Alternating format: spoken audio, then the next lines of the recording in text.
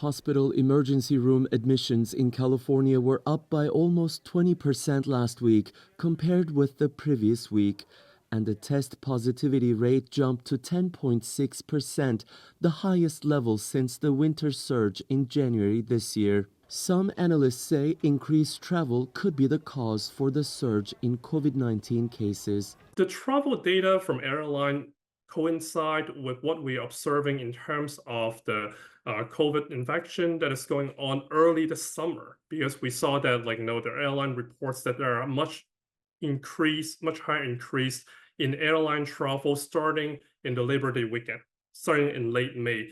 Recent data from the U.S. Centers for Disease Control and Prevention says cases are rising in 39 states, including California, and 26 states are now seeing substantial increases in emergency room visits by COVID-19 patients, a sign of waning levels of immunity in many communities. The SARS-CoV-2 virus that causes COVID is a very quickly evolving virus.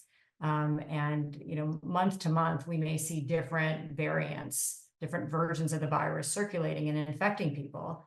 And so if you get infected in 1 year, you may have immunity against that particular variant, but 1 or 2 years down the road, if the virus has evolved enough, you may be susceptible again to infection. That's why health authorities are closely monitoring the new strains that are most widely circulating in order to keep the vaccinations up to date. A government advisory panel recommended new COVID-19 shots for all Americans this fall. So this week they're reviewing updates around the RSV vaccine and COVID and flu vaccines and making recommendations around that, which gives us additional guidance on,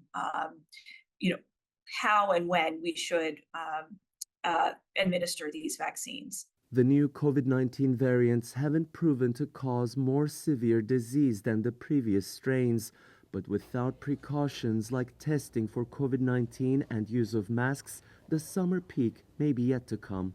It is Tianshan, CGTN, Los Angeles.